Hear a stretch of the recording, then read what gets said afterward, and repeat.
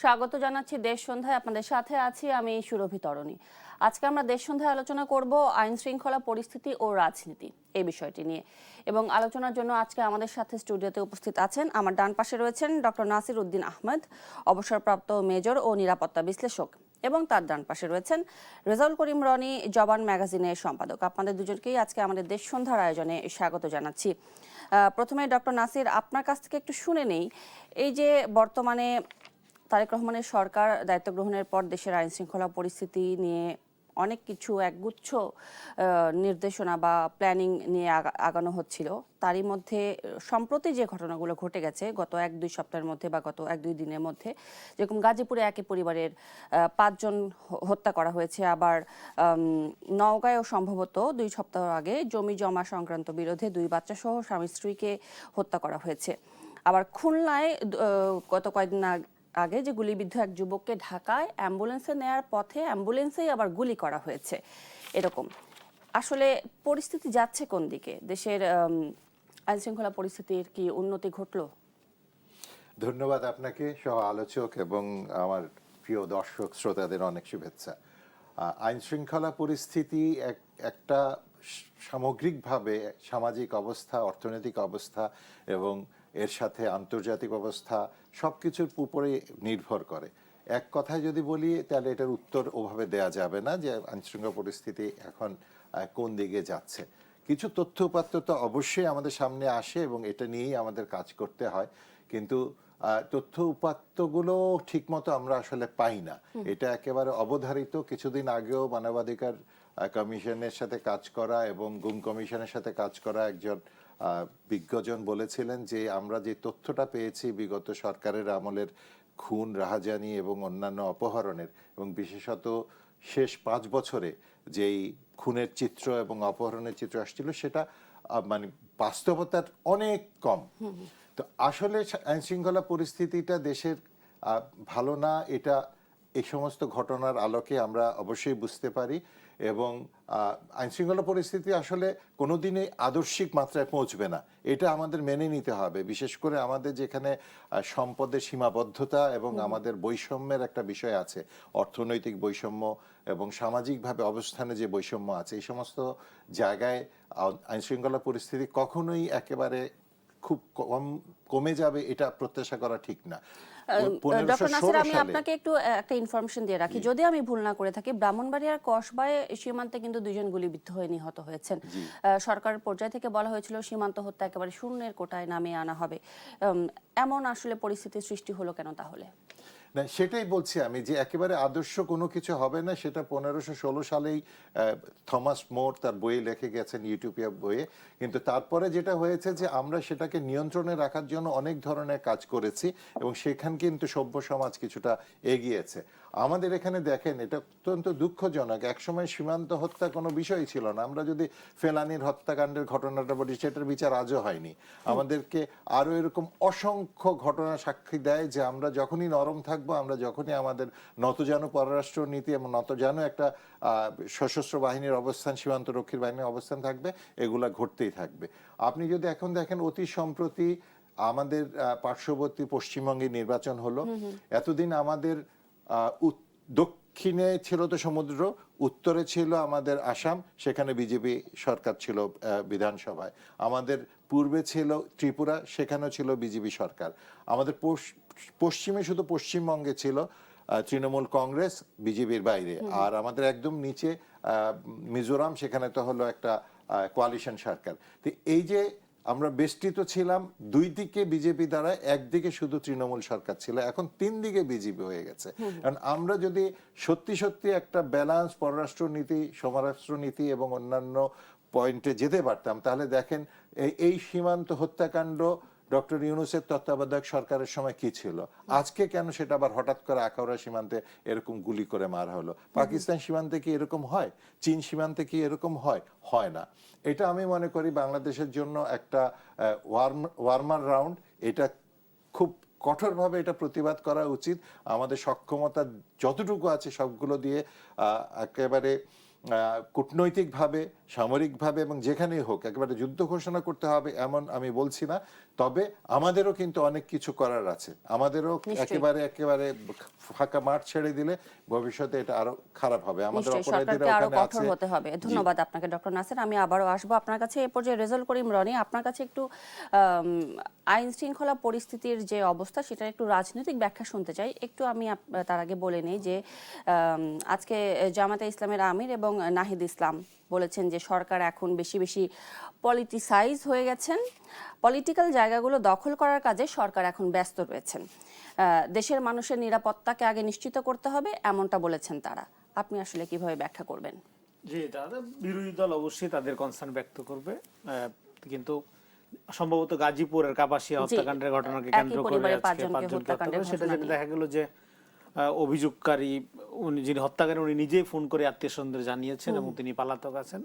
আশা করি তাকে দ্রুত গ্রেফতার করা হবে এবং এটার বিচারের উদ্যোগ নেওয়া হবে। এবং খুবই মর্মান্তিক ঘটনা, একই পরিবারের সবাইকে এভাবে হত্যা করা হয়েছে এবং হত্যার যে কারণগুলো এতক্ষণ পর্যন্ত এত জানা যাচ্ছে আপনার সেগুলি খুবই ব্যক্তিগত। দ্বিতীয় বিবাহকে কেন্দ্র করে স্ত্রীর সাথে মনোমালিন্য এবং যৌতুক নেওয়া, এই ধরনের পারিবারিক ঘটনা, এবং সেটার থেকে এক ধরনের প্রতিহিংসা পরায়ণ হয়ে একটা জঘন্যতম সহিংসতার ঘটনা ঘটানো। কিন্তু রনি সাহেব, দেশে তো আইন আদালত রয়েছে, আইন নিজের হাতে এভাবে তুলে নিয়ে সরকারকে আসলে এটা কি কোনোভাবে সহযোগিতা করা হলো? না, এটা সরকারের সহযোগিতা। আমি ঘটনাটা কি বলার চেষ্টা করছি, এটা একটা ঘটনা। আর এইটার ওনারা যেটা বলছেন যে পলিটিসাইজ করা, ওনারা তো বরং পলিটিসাইজ করছেন। এটা একটা ব্যক্তিগত ঘটনা, এটা একটা ক্রাইম, অপরাধ, ডেফিনেটলি নিন্দনীয়। এটার বিচার এবং শাস্তির দাবি প্রত্যেকের আমাদের জানাইতে হবে। পরিবারের যারা ভুক্তভোগী, যারা আত্মীয়, যারা নিকটজন হারিয়েছেন তারাও দাবি জানাচ্ছেন, নাগরিক হিসেবে আমাদের দাবি জানাইতে হবে। তো এই ঘটনার সাথে তো রাজনীতির কোনো সম্পর্ক নাই। এই ঘটনাটা তো একান্তই একটা ক্রিমিনাল অ্যাক্টিভিটি। হ্যাঁ, এই ক্রিমিনাল অ্যাক্টিভিটির সাথে কি শুধুমাত্র আইন শৃঙ্খলার সম্পর্ক? না, সামাজিক মূল্যবোধ, নৈতিকতা, এবং শিষ্টাচার যেগুলো আমরা বলি, যেগুলো ধ্বংস হয়ে গেছে। একটা লোক দ্বিতীয় বিবাহ করার জন্য সন্তান, স্ত্রী, শালা সহ গলা কেটে মেরে ফেলবে? দ্বিতীয় বিবাহ এতই জরুরি তার? তো তার মানে কি, এটা দ্বিতীয় বিবাহ নিয়ে সোশ্যাল মিডিয়াতে ইদানিং কালকে থেকে দেখলাম যে আবার নতুন করে একটা আলোচনা শুরু হচ্ছে। তো তাহলে এটা একটা নর্মসের ব্যাপার। তার মানে আইন শৃঙ্খলার ব্যাপারটা আপনি শুধুমাত্র পুলিশিং করে কঠোর শাস্তি দিয়ে ঠিক করতে পারবেন না সবসময়। আমাদের স্বরাষ্ট্রমন্ত্রী কিন্তু আজকে বলেছেন যে সেনাবাহিনীর প্রত্যাহারের উদ্যোগ নেওয়া হবে। সেনাবাহিনীর প্রত্যাহার করার উদ্যোগ তো নেওয়া উচিত। নির্বাচিত সরকার ক্ষমতায়, এবং সেনাবাহিনীর তো রেগুলার ডিউটি পুলিশিং করে না। সেনাবাহিনী, এটা ভাই আছেন উনি আরো বিস্তারিত বলবেন, সেনাবাহিনীর কাজ তো এগুলি করে না। ফৌজদারি অপরাধ দমন করা তো সেনাবাহিনীর কাজ না। সেনাবাহিনী কেন 2 দিন থাকবে? অবশ্যই সেনাবাহিনী চলে যাবে। সেনাবাহিনী চলে যাওয়ার সাথে সাথে জননিরাপত্তার জন্য আমাদের যে ইনস্টিটিউটগুলো, পুলিশ, আপনার বিডি, আমাদের এই যে ডিবি এবং অন্যান্য যে আইন শৃঙ্খলা রক্ষাকারী বাহিনী, সেগুলোকে প্রপারলি অ্যাক্টিভ করতে হবে, যাতে তারা জনগণের। এই জন্য কিন্তু অপরাধ দমনে রাজধানীতে বাড়ানো হচ্ছে, থানা ও পুলিশ ফাঁড়িগুলো বাড়ানো হচ্ছে, নজরদারিও বাড়াবে। এটি কি আসলেই কোনো সমাধান দিতে পারবে? সমাধান দেখেন, বিগত আমলের যে সরকারটি ছিল সেই সরকারের সময় আপনার পুলিশ সংস্কারের যে দাবিগুলো ছিল সেগুলো ইমিডিয়েট তারা কিন্তু করতে পারেনি। না করে এখনো পর্যন্ত পুলিশকে আমরা যা দেখছি তাতে করে পরিপূর্ণভাবে পুলিশ একটা প্রফেশনাল বাহিনী হিসেবে দাঁড়িয়ে গিয়েছে বা হয়েছে, সেটার বলা যাবে না, ঘাটতি আছে। এবং সেই ঘাটতি পূরণ করার জন্য নানা রকম উদ্যোগ নেওয়া হয়েছিল। বিগত আমলে একটা পোশাক পরিবর্তনের একটা উদ্যোগ নেওয়া হয়েছিল। তো পোশাক পরিবর্তন করে, আইন একই রকম রেখে দিয়ে, সংস্কৃতি একই রকম রেখে দিয়ে পোশাক পরিবর্তন করে কি হবে? কালচারটা তো চেঞ্জ করতে হবে, জবাবদিহিতার আওতায় আনতে হবে। এবং আমরা জানি বিগত আমলের যে শাসন আমলটা ছিল, হাসিনা রেজিমের কথা বলছি, সেখানে পুলিশের ভূমিকা কি ছিল। তো সেখান থেকে পুলিশের মধ্যে একটা কালচারাল পরিবর্তন আসতে হবে। পুলিশ যে এখন আত্মবিশ্বাসী হইতে পারছে না, তাহলে পুলিশ আত্মবিশ্বাসী কখন হয়? শুধু ঘুষ খাওয়ার সুযোগ থাকলে আত্মবিশ্বাসী হয়? বিগত সরকারগুলোর সময় তো হচ্ছে পুলিশ এক প্রকার রাজনীতির হাতিয়ার হিসেবে ব্যবহার করা হয়েছে। তাহলে পুলিশ আমি আবারও আসবো আপনার কাছে। আত্মবিশ্বাসী হইতে পারছে না, তাহলে ঘুষ খাওয়ার ঘাটতি হয়ে যাচ্ছে, এজন্য পারছে না। যদি না পারে থাকে তাহলে তার চাকরি করার দরকার নাই। সেই জায়গা থেকে ফ্রেম করতে হবে। আবার পুলিশের চাকরির ক্ষেত্রে যে বৈষম্য আছে, আপনারা যারা নিচের দিকে চাকরি করে তাদের সাথে যারা অফিসার, তাদের যে বৈষম্য, সেটাও কমায় আনতে হবে। তাদের ছেলে মেয়েদের এমন বেতন দিতে হবে যাতে করে যাতে করে ঘুষের উপর ডিপেন্ডেন্সি তার কমে যায়, নিশ্চয়ই।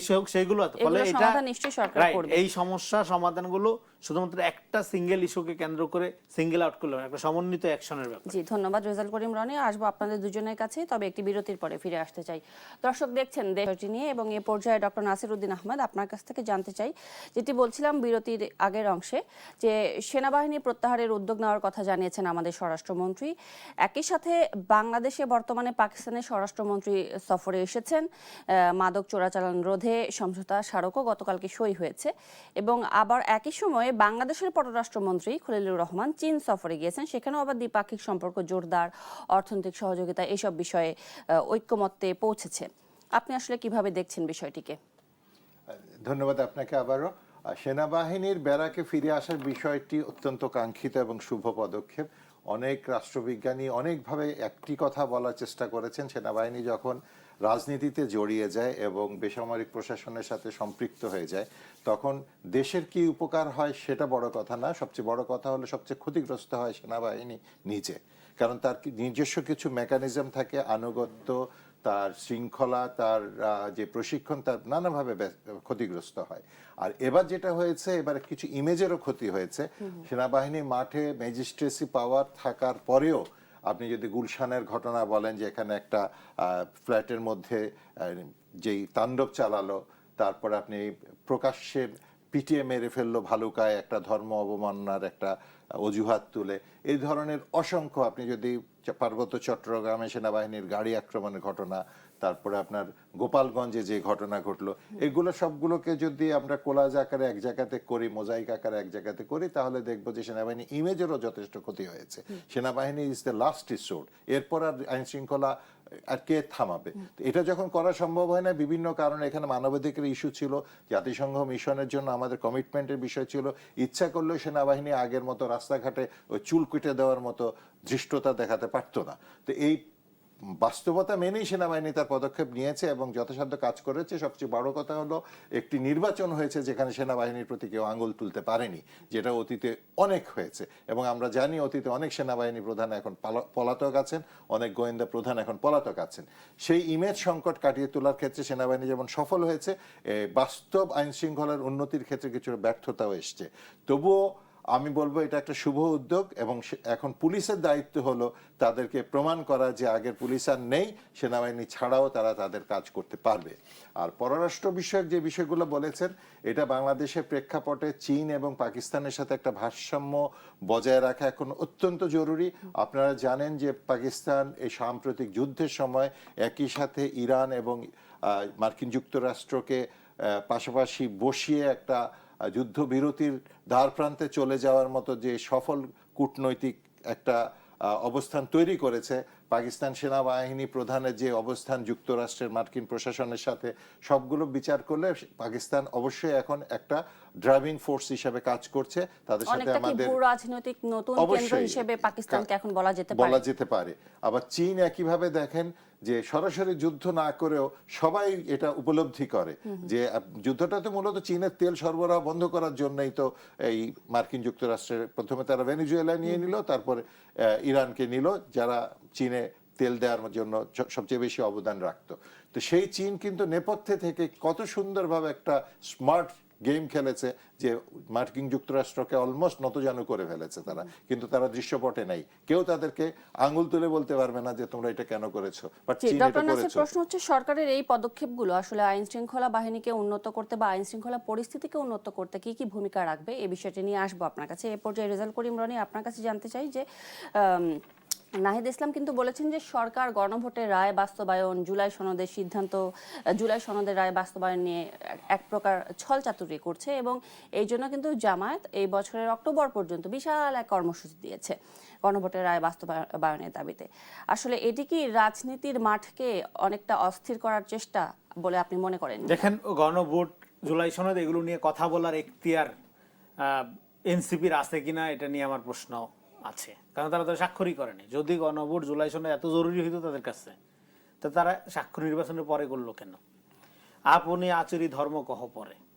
হ্যাঁ, আপনার নিজের খবর নাই কিন্তু আপনি অন্যের ব্যাপারে, হ্যাঁ, এই যে অভিযোগের তীর তোলা বারবার, এই ধরনের রাজনীতি আমরা বহু দেখছি অতীতকালে। এগুলো রাজনীতি স্ট্যান্ডবাজি বলে। আরেকটা হলো যে সংস্কার, জুলাই সনদ, গণভোট ইত্যাদি যে ইস্যুগুলো আসছে এগুলো এক অর্থে রিজলভড। যেভাবে স্বাক্ষর করা হয়েছে জুলাই সনদ সেভাবে এটা বাস্তবায়ন করা হবে এবং বাস্তবায়ন ওই অনুযায়ী যাচ্ছে। যেগুলোতে নোট অফ ডিসেন্ট না এগুলো অলরেডি অ্যাপ্রুভ করা হয়েছে সংসদে, যেগুলো নোট অফ ডিসেন্ট আছে এবং অন্যান্য আইনের সাথে কনফ্লিক্টিং সেগুলো স্থগিত রহিতকরণ করা আছে। আগামীতে এগুলো পার্লামেন্টে উঠবে, আইন হবে, পরিষ্কার। এটা নিয়ে তারা অনেক ন্যারেটিভ দিছে, অনেক বয়ান তৈরি করার চেষ্টা করছে, কিন্তু এটা বিভ্রান্তির কোনো সুযোগ নেই। এটা বিএনপিকে বাস্তবায়ন করতে হবে, কারণ এটা অঙ্গীকার জাতির সামনে তার। সো এইটা এর বাইরে আপনারা ধরেন সংস্কার ব্যাপারটা আপনি যদি দেখেন, সংস্কার ব্যাপারটা কিন্তু একটা নেগেটিভ ফেনোমেনা। তারা রাজনৈতিকভাবে এই বুদ্ধি তাদের কে দিচ্ছে আমি জানি না, যে সংস্কার নিয়ে তারা রাজনীতি করছে। বাংলাদেশে 1/11-এর পরে সংস্কার একটা নেগেটিভ ফেনোমেনা। এটা নিয়ে আপনি যতই রাজনীতি করার চেষ্টা করবেন তত আপনার স্টেক নামবে, কারণ সংস্কারের ব্যাপারে মানুষের কোনো আস্থা নেই। সংস্কার একটা ওই আপনার ডিপ স্টেট বলি আমরা যাদেরকে, যারা এনজিও লর্ডস, যারা অন্যান্য দেশের এজেন্ডার মধ্য দিয়ে ফাংশন করতে চায়, তাদের চাপায়া দেওয়া প্রক্রিয়ার অংশ হিসেবে মানুষ সংস্কার দেখে। অর্থাৎ ঘুরে ফিরে যে একই ন্যারেটিভ দাঁড় করানোর যে একটা প্রচেষ্টা জামাতের ভিতরে দেখা যাচ্ছে, এটি আসলে সরকারকে চাপে ফেলতে পারে কিনা? না, কোনো চাপে ফেলবে না, কারণ হলো এই প্রসঙ্গে আসবো আপনার কাছে, একটি বিরতির পরে আসতে চাই। দর্শক, সন্ধ্যায় আজকে আমরা দেশ সন্ধ্যায় আলোচনা করছি আইন শৃঙ্খলা পরিস্থিতি ও রাজনীতি এই বিষয়টি নিয়ে। এই পর্যায়ে রেজাউল করিম রনি আপনার কাছেই আসতে চাই যে জামায়াতের সম্প্রতি বেশ কয়েকজন অন্য দলের আদর্শ ধারণ করে, নীতি ধারণ করে এমন নেতা যুক্ত হয়েছেন।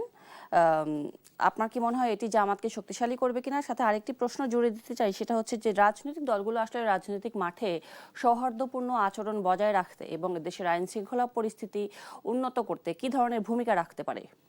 শেষেরটার জবাব আগে দেই। ভূমিকা রাখার পদ্ধতি সহজ, আগে নিজেদের আইন মানতে হবে। আপনি সরকারি দল হন, বিরোধী দল হন, আইন জনগণ মানবে এটা আশা করে লাভ নেই। জনগণ আইন মানে না।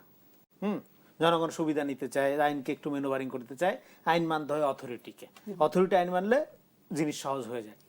আপনার প্রধানমন্ত্রী ট্রাফিককে অপেক্ষা করে দাঁড়াই থাকে, ট্রাফিকের অবস্থার একটু হলেও উন্নতি হয় ওই সময়টাতে, প্রধানমন্ত্রী দাঁড়ায় রয়েছে, সবাই তৎপর হয়ে যাচ্ছে, তাড়াতাড়ি রাস্তা ক্লিয়ার করতে হবে। হ্যাঁ, তো ফলে অথরিটি যখন আইন মানে তখন এটা অনেক দ্রুত কালচারে পরিণত হয়, অনেক দ্রুত জনগণকেও প্রভাবিত করে। ফলে রাজনীতি যারা করেন আপনাদের আগে আইন মানার প্র্যাকটিস বা সংস্কৃতি রপ্ত করতে হবে, তাহলে স্থিতিশীলতা, সৌহার্দ্য এগুলো দ্রুত আপনার আসবে। আর দ্বিতীয় যেটা বললেন যে আপনার পরের আরেকটা প্রশ্ন ছিল কোনটা, যে জামাত এনসিপিতে সম্প্রতি অন্য আচ্ছা, দলের জামাত এনসিপি এটা একটা ইন্টারেস্টিং ফেনোমেনা। ধরেন আমি এটা বলছিলাম একটা জায়গায় যে বিএনপি যাদেরকে বহিষ্কার করে এগুলো জামাত এনসিপিতে এসে জাতির পিতা লেভেলের নেতা হয়ে যায়। হ্যাঁ, যেমন আখতার হোসেন, ইসাক সরকার এবং আরো কিছু উদাহরণ দেওয়া যাবে। তো এখন এটা একটা আওয়ামী ফেনোমেনা আর কি, যে আওয়ামী লীগে দেখবেন যে আওয়ামী লীগ এমন একটা মেশিন, এটা সাকা চৌধুরী বলছিল একবার যে পদ্ধতি আবিষ্কার করছে যে এই মেশিনের এই মাথা দিয়ে রাজা কাটলে ওই মাথা দিয়ে টান দিলে মুক্তিযুদ্ধ হয়ে বের হয়। তো জামাতের তো একটা আদর্শবাদী দল হিসেবেই নিজেদের সারা জীবন প্রচার করে আসছে, তাই না? তো সেখানে একটা লোক তার কোন ব্যাকগ্রাউন্ড আগে যাই থাকুক, হ্যাঁ, এখন আমি জামাতপন্থী হয়ে গেলে সহি। আপনি দেখবেন যে নায়িকার চেয়ে কম নয়, হ্যাঁ, বইলে আমি নাম বলছি না, তো তার যে সমস্ত উদ্ভট কথাবার্তা সেগুলো আপনার জামাত শিবিরের লোকজন খুব সোশ্যাল মিডিয়া মাথায় রাখে তারা, কারণ হ্যাঁ তার সাথে জামাত শিবিরের রাজনৈতিক যে আপনার অন্তত তার যে প্রস্তাবনা তার কোনো ন্যূনতম কোনো সম্পর্ক নেই, তাই না? তো কিন্তু সে যেহেতু জামাতের পরে কথা বলে, জামাতের পক্ষে কথা বলে, সে আসলে নায়িকার চেয়ে কম না, অনেক বেশি কিছু। হ্যাঁ, তাকে প্রমোট করা হচ্ছে। এর আগে বলেছিলাম যে সামনে যে জামাত অক্টোবর পর্যন্ত যে বিশাল কর্মসূচি চালিয়ে যেতে চাচ্ছে, সেখানে কি সরকার চাপে থাকবে নাকি? স্বাগতম তাদেরকে, সরকারকে চাপে রাখা তাদের দায়িত্ব, কিন্তু সেই চাপ রাখতে গিয়ে তারা যদি কৌতুক করে ফেলে তাহলে আমরা হাইসা ফেলবো। হ্যাঁ, ফলে তারা কর্মসূচির আগেও বলছিল জুলাই সনদের আইনি ভিত্তি না হলে স্বাক্ষর হবে না, সারা রাত মিটিং করলো, সকালবেলা টিপটিপ বৃষ্টিতে ছাতিদের হাজির। তো ফলে কনসিস্টেন্সি থাকতে হবে। হ্যাঁ, আপনি আন্দোলন করেন, ওয়েলকাম। জনগণ সেই দেখেন আন্দোলনে জয় হয়, ক্ষয় হয়। হাসিনার আমলে হাসিনা কি করতো, বিএনপি একটা কর্মসূচি দিলে পাল্টা কর্মসূচি দিত। হ্যাঁ, কর্মসূচি বলতো শান্তি সমাবেশ, মানুষদিন পিঠা বেশে। হ্যাঁ, তো আপনার এবং এই সমস্ত আন্দোলন দেওয়ার মধ্যে দিয়ে কিন্তু দ্রুত দলটা আনপপুলার হয়েছে। ফলে আপনি আন্দোলন, আপনি কর্মসূচি দেন, আন্দোলন করেন, করার মধ্য দিয়ে আপনি আপনার রাজনীতিকে আরো আনপপুলার করার উদ্যোগ নিচ্ছেন কিনা সেটা চিন্তা করা দরকার। অসংখ্য ধন্যবাদ রেজাউল করিম রনি। এই পর্যায়ে ডক্টর নাসির উদ্দিন, আপনার কাছে জানতে চাইবো, এই যে পশ্চিমবঙ্গের বিধানসভা নির্বাচনের পরে সীমান্তে এ ধরনের একটা ঘটনা, ব্রাহ্মণবাড়িয়া ইস্যু যেটা বলছিলাম, এবং পাকিস্তানের স্বরাষ্ট্রমন্ত্রী বাংলাদেশ সফর, এই ধরনের সফরগুলো আসলে বাংলাদেশের আইন শৃঙ্খলা বাহিনী পরিস্থিতির উন্নয়নে কতটুকু ভূমিকা রাখতে পারে? এটা অবশ্যই একটা পরোক্ষ ভূমিকা রাখবে বলাই যায়। আপনি জানেন যে আমাদের এখানে অনেকগুলো বড় বড় মোটা দাগের অপরাধ হয়েছে, অপরাধ সংগঠনের পরপরই অপরাধীরা প্রশ্রয় পেয়েছে, আশ্রয় পেয়েছে আমাদের পাশের দেশ ভারতে, এবং এবং সুনির্দিষ্টভাবে বলতে গেলে ভারতের পশ্চিমবঙ্গের কলকাতায়। তো এইখানে যখন আপনার ইনি নতুন যিনি বিধানসভার এখন হলেন, প্রধানমন্ত্রী হলেন, রাজ্য সরকারের প্রধান হলেন, শুভেন্দু অধিকারী, ওনার বক্তব্যগুলো সোশ্যাল মিডিয়াতে যেগুলো এসছে, উনি কিন্তু বরিশালের মানুষ, উনি বরিশালের মানুষ, প্রকাশ্যেই বলেছেন যে বরিশাল থেকে তার মাকে এক কাপড়ে বাধ্য করা হয়েছিল পশ্চিমবঙ্গে চলে যাওয়ার জন্য, এবং সেখানে তাদের হিন্দু ধর্ম এটাই ছিল তাদের অপরাধ। এটা যদি উনি মনে পোষণ করে থাকেন এবং এর আঙ্গিকে যদি উনি পশ্চিমবঙ্গ এবং সীমান্ত এলাকায় তার একটা মনের ক্ষোভ প্রকাশ করতে চান, সেটা বাংলাদেশের পরিস্থিতি খারাপ করার জন্য যথেষ্ট। কারণ আপনি যে কোনো সরকারের পক্ষেই কিন্তু আমাদের সীমান্তগুলো এতখানি এক্সপোজড, এখানে অবৈধ অস্ত্র ঢোকানো, মাদক ঢোকানো, সন্ত্রাসীদেরকে আশ্রয় প্রশ্রয় দেওয়া, সেখানে ট্রেনিং করে বাংলাদেশের মধ্যে ঢোকানো। পার্বত্য চট্টগ্রামে আমরা কি দেখেছি, শান্তিরক্ষী বাহিনীর ক্যাম্পগুলো কোথায় ছিল, তারা কোথায় ট্রেনিং করতো, কিভাবে আসতো, তো এগুলো তো আমাদের চোখের সামনে জীবদ্দশায় দেখা।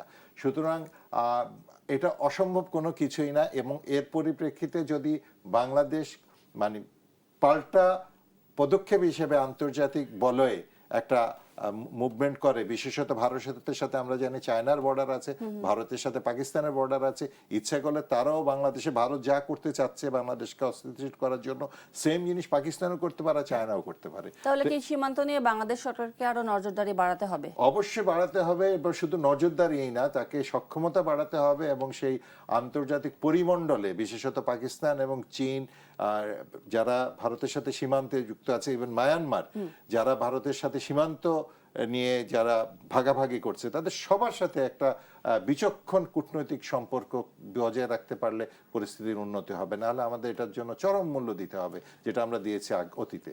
জি, অসংখ্য ধন্যবাদ, একদম পরিষ্কার আপনার বক্তব্য। ডক্টর নাসির উদ্দিন আহমেদ এবং রেজাল করিম রনি, আপনাদের দুজনকেই আজকে আমাদের দেশ সন্ধ্যায় সময় দেওয়ার জন্য বর্ডার কিলিং বন্ধ করতে হবে, বর্ডার কিলিং নিশ্চয়ই আমরাও এটা প্রত্যাশা করতে চাই। আপনাদের দুজনকে অসংখ্য ধন্যবাদ আজকে আমাদের দেশ সন্ধ্যায় সময় দেওয়ার জন্য। দর্শক, এতক্ষণ দেখছিলেন দেশ সন্ধ্যা। ধন্যবাদ সবাইকে সাথে থাকার জন্য।